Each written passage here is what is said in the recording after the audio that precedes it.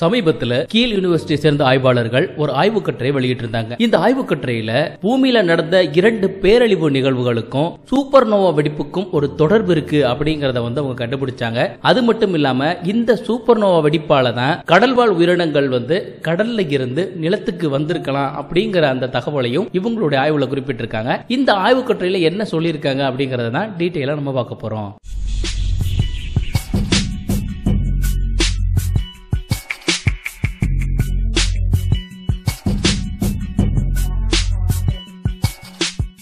பூமியில 2 பேரழிவு நிகழ்வுகள் நடந்திருக்கு.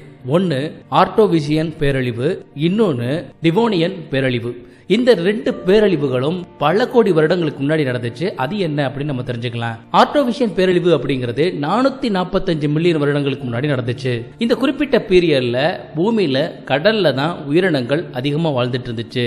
இந்த குறிப்பிட்ட பேரழிவின் போது கடல்ல வாழ்ந்துட்டு இருந்த 85% உயிரினங்கள் முற்றிலுமா அழிஞ்சு போச்சு. டிவோனியன் பேரழிவு அப்படிங்கிறது 372 மில்லியன் வருடங்களுக்கு முன்பாக நடந்துச்சு. இந்த குறிப்பிட்ட பேரழிவு நிகழும் போது பூமியில வாழ்ந்த 70% உயிரினங்கள் கடல்லையும் சரி நிலத்திலையும் சரி முற்றிலுமா பூமியில இருந்து அழிஞ்சு போச்சு. இந்த குறிப்பிட்ட பேரழிவு நிகழ்வின் போதுதான் கடல்ல வாழ்ந்துட்டு இருந்த உயிரினங்கள் நிலத்துக்கு மைக்ரேட் ஆகி வந்துச்சு. இந்த 2 பேரழிவுகள் நடந்த காலகட்டத்தில் சூப்பர் நோவா வெடிப்பு நிகழ்வு நடந்ததற்கான ஆதாரத்தை ஆய்வாளர்கள் கண்டுபிடிச்சாங்க. சூப்பர் நோவா நிகழ்வு அப்படின்னா ஒரு நட்சத்திரத்துடைய ஆயுட்காலம் முடியும் போது அது வெடித்து செதறும். இந்த நிகழ்வை தான் சூப்பர் நோவா வெடிப்பு நிகழ்வு அப்படின்னு சொல்றாங்க. நம்முடைய மில்கி வே கேலக்சி எடுத்துக்கிட்டோம்னா ஒவ்வொரு 100 வருஷத்துக்கு ஒரு முறை ஒரு நட்சத்திரம் வெடித்து இந்த சூப்பர் நோவா நிகழ்வானது நடந்துட்டு இருக்கு. ஒரு நட்சத்திரத்துடைய நிறையை பொறுத்து அதோடைய ஆயுட்காலம் இருக்கும். அதிக நிறை கொண்ட நட்சத்திரத்துடைய ஆயுட்காலம் அப்படிங்கிறது ரொம்ப குறைவாகவும், குறைந்த நிறை கொண்ட நட்சத்திரத்துடைய ஆயுட்காலம் அதிகமாகவும் இருக்கும்.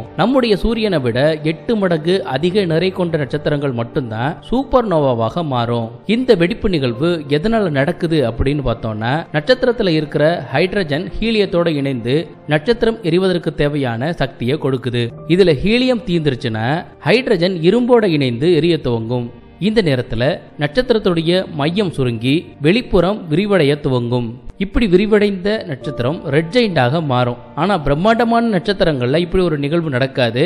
ஆனா நம்ம சூரியனை விட 8 மடங்கு அதிக நிறை கொண்ட நட்சத்திரமாக இருந்துச்சுன்னா அதுல ஹீலியம் குறைந்த உடனேயே அதன் மையப்பகுதி சுருங்கி வெடிச்சிரும். இப்படி நடக்கிற நிகழ்வுகளை தான் சூப்பர் நோவா நிகழ்வு அப்படின்னு ஆய்வாளர்கள் குறிப்பிடுறாங்க.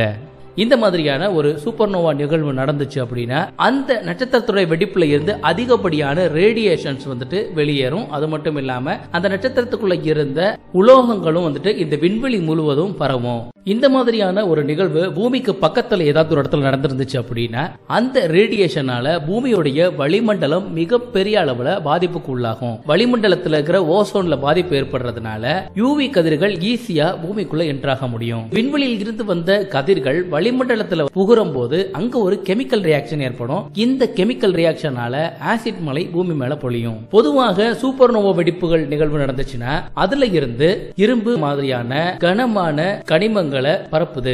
இந்த மாதிரியான கனிமங்கள் புதிய கோள்கள் உருவாவதற்கு ரொம்பவே உறுதுணையா இருக்கும். இப்படி முக்கியமான ஒரு விஷயத்தை இந்த நட்சத்திர வெடிப்புல இருந்து நம்மளால பெற முடிஞ்சாலும் இது மாதிரியான வெடிப்புகள் நம்ம பூமிக்கு பக்கத்துல நடந்துச்சு அப்படின்னா அது பூமியை மிகப்பெரிய அளவுல பாதிப்புக்குள்ளாக்கும். சரி, இந்த நட்சத்திர வெடிப்பு நிகழ்வை எப்படி ஆய்வாளர்கள் கண்டுபிடிச்சாங்க அப்படிங்கறத முதல்ல தெரிஞ்சுக்கலாம். சூரியன்ல இருந்து 3260 ஒளியாண்டு தொலைவுல இருக்கிற ஓபி நட்சத்திரங்களுடைய பரவல்களை ஆய்வாளர்கள் ஆய்வு பண்ணிட்டு இருந்தாங்க. இந்த ஓபி நட்சத்திரங்கள் அப்படின்ற நட்சத்திரங்கள் மிகப்பெரிய அளவுல பிரம்மாண்டமான சைஸ்ல இருக்கும்.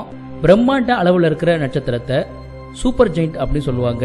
எந்த அளவுக்கு பெருசா இருக்கும் அப்படின்னா சூரியனை விட 10ல இருந்து 100 மடங்கு அதிகமான அளவுல நிறை கொண்டதா இருக்கும். எந்த அளவுக்கு பிரைட்டா இருக்கும் அப்படின்னு பாத்தீங்கன்னா சூரியனை விட மில்லியன் மடங்கு பிரகாசமாக யூவி கதிர்களை வெளியிடக்கூடிய அளவுக்கு இந்த நட்சத்திரங்கள் இருக்கும். நம்ம நட்சத்திரமான சூரியன் எடுத்துக்கிட்டோம்னா அதை ஜி டைப் ஸ்டார் அப்படி சொல்லுவாங்க. இது ஒரு நடுத்தரமான நட்சத்திரம். இதற்கான ஆயுட்காலம் அப்படிங்கிறது அதிகமா இருக்கும். ஆனா சொன்ன ஓபி நட்சத்திரங்கள் எல்லாத்தோடைய ஆயுட்காலம் அப்படிங்கிறது குறைவா இருக்கும். நம்முடைய சூரியனை விட 15ல இருந்து 90 மடங்கு அதிகமான நிறை கொண்ட நட்சத்திரத்தை ஓ டைப் ஸ்டார் அப்படி சொல்லுவாங்க. நம்முடைய சூரியனை விட 2ல இருந்து 16 மடங்கு அதிக நிறை கொண்ட நட்சத்திரத்தை பி டைப் ஸ்டார் அப்படி சொல்லுவாங்க. இதோடைய வெப்பநிலையானது 10,000 கெல்வின்ல இருந்து 30,000 கெல்வின் அளவுல இருக்கும். ஒரு 79 ஒளியாண்டு தொலைவுல ரெகுலஸ் ஏ அப்படின்னு ஒரு நட்சத்திரம் இருக்கு. இது நம்முடைய சூரியனை விட 3.8 மடங்கு அதிக நிறை கொண்டது. இதோட அப்சல்யூட் மேக்னிடியூட் -0.52, அப்பரண்ட் மேக்னிடியூட் 1.36. ஒரு நட்சத்திரத்தின் உண்மையான பிரகாசத்தை அப்சல்யூட் மேக்னிடியூட் என்பார்கள். அதே வேளையில ஒரு நட்சத்திரத்தை பூமியில இருந்து பார்க்கும்போது அதன் பிரகாசம் எந்த அளவுல இருக்குதோ அதை அப்பரண்ட் மேக்னிடியூட் அப்படின்னு சொல்லுவாங்க. நட்சத்திரத்துடைய வெப்பநிலைக்கும் அதன் நிறத்திற்கும் நெருங்கிய தொடர்பு இருக்கு. வெப்பநிலையை பொறுத்து நட்சத்திரத்தின் நிறத்தில் மாறுபாடுகள் உண்டாகும். அதிக வெப்பம் கொண்ட நட்சத்திரம் நீல நிறத்தில் இருக்கும். அதே வேளையில குறைவான வெப்பம் கொண்ட நட்சத்திரம் சிவப்பு நிறத்தில் இருக்கும். வெப்பநிலையை கொண்டு நட்சத்திரத்தை blue, white, yellow, orange, red என அதிக வெப்பநிலை தொடங்கி குறைவான வெப்பநிலை என வரிசைப்படுத்துறாங்க. மில்லியன் வருஷங்களுக்கு முன்னாடி வெடித்த நட்சத்திரத்தால ஏற்பட்ட பாதிப்புகள் போலவே எதிர்காலத்தில் ஏதாவது நட்சத்திர வெடிப்பால நமக்கு பாதிப்பு வருமா அப்படின்னு தெரிஞ்சுக்கிறதுக்காக ஆய்வாளர்கள் என்ன செஞ்சாங்கன்னா ஒரு சிமுலேஷனை ரன் பண்ணி பார்த்தாங்க. அந்த சிமுலேஷன்ல ஆண்ட்ரஸ், பீட்டல்ஜியஸ் மாதிரியான பிரம்மாண்டமான சைஸ்ல இருக்கிற நட்சத்திரங்களை சிமுலேஷன்ல வெடிச்சிச்சுன்னா பூமிக்கு பாதிப்பு வருமா அப்படிங்கறத அனலைஸ் பண்ணாங்க. அப்படி அவங்க பார்க்கும்போது பூமிக்கு அந்த நட்சத்திர வெடிப்பால பாதிப்பு வராது அப்படிங்கறத அவங்க கண்டுபிடிச்சாங்க. ஏன் இந்த நட்சத்திரங்கள் வெடிப்பால பூமிக்கு பாதிப்பு வராது அப்படின்னு பாத்தீங்கன்னா ரெகுலஸ் அப்படின்ற ஒரு பி டைப் நட்சத்திரம் தான் பூமிக்கு பக்கத்துல இருக்கிற ஒரு நட்சத்திரம். அதே போல பூமிக்கு பக்கத்துல இருக்கிற ஓ டைப் நட்சத்திரம் அப்படின்னு பார்த்தோம்னா அது ஜீட்டா ஓபியூச்சி அப்படின்ற ஒரு நட்சத்திரம் தான். இது பூமியில இருந்து 366 லைட் இயர் தொலைவுல இருக்கு. லைட் இயர்னா என்ன அப்படின்னு பாத்தீங்கன்னா லைட் ஆனது ஒரு வருஷத்துல எவ்வளவு டிஸ்டன்ஸ் டிராவல் பண்ணுமோ அதை தான் லைட் இயர் அப்படின்னு சொல்லுவாங்க. இவ்வளவு டிஸ்டன்ஸ்ல தள்ளி இருக்கிறதுனால தான் இந்த நட்சத்திரங்களால பூமிக்கு பாதிப்புகள் ஏற்படாது அப்படின்னு ஆய்வாளர்கள் சொல்றாங்க. இந்த ஆய்வுகளை செய்த 2 ஆய்வாளர்களும் 2 முக்கியமான ஒரு விஷயத்தை அவங்க பதிவு பண்ணியிருந்தாங்க. அது என்ன அப்படின்னு பாத்தீங்கன்னா டாக்டர் அலெக்சி குயின்டானா அப்படின்றவங்க ஒரு விஷயத்தை பதிவு பண்ணியிருந்தாரு. அவர் என்ன சொல்லியிருந்தார் அப்படின்னா பெரிய நட்சத்திரங்களுடைய வெடிப்பு அப்படிங்கிறது உயிரினங்களை உருவாக்கும் ஒரு நிகழ்வு மட்டும் கிடையாது, அது மிக பயங்கரமான பேரழிவுகளை ஏற்படுத்தக்கூடிய ஒரு நிகழ்வு அப்படின்னு பதிவு பண்றாரு. அதே போல இந்த ஆய்வுல ஈடுபட்ட மற்றொரு ஆய்வாளரான டாக்டர் நிக் ரைட் அப்படின்றவர் என்ன சொல்றாருன்னா சூப்பர் நோவா வெடிப்புகள் பிரபஞ்சத்துடைய மிக வலிமையான வெடிப்புகள். இவை பூமியோடைய உயிர்கோளத்தையே மாற்றி அமைக்கும் திறன் கொண்டவையாக இருக்கு அப்படிங்கறதையும் பதிவு பண்றாரு.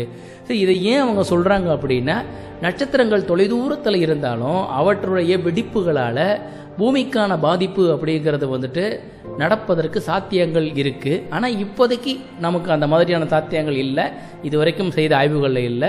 எதிர்காலத்தில் மில்லியன் வருடங்களுக்கு முன்பாக நடந்த நட்சத்திர வெடிப்புகள் போல ஏதாவது ஒரு நட்சத்திரத்துடைய வெடிப்பால் நமக்கு பாதிப்புகள் ஏற்படலாம். சரி, இந்த வீடியோ உங்களுக்கு பிடிச்சிருந்துச்சு அப்படின்னா லைக் பண்ணுங்க, ஷேர் பண்ணுங்க. அப்புறமா உங்களுக்கு ஏதாவது கேள்விகள் இருந்தா கமெண்ட் பண்ணுங்க. இந்த மாதிரியான வீடியோக்கள் அறிவியல் தொடர்பான புதிய கண்டுபிடிப்புகள் தொடர்பான விஷயங்களை வீடியோவை போடணும் அப்படின்னு நீங்க விரும்புனீங்கன்னா இந்த வீடியோவில் ஒரு 50,000 பேராவது பார்த்தீங்க அப்படின்னா இந்த மாதிரியான சீரியஸையும் தொடர்ச்சியா நம்மளுடைய சேனல்ல நம்ம போடலாம். ஓகே, மீண்டும் வேறு ஒரு சுவாரஸ்யமான வீடியோவில் உங்களை சந்திக்கிறேன். பை.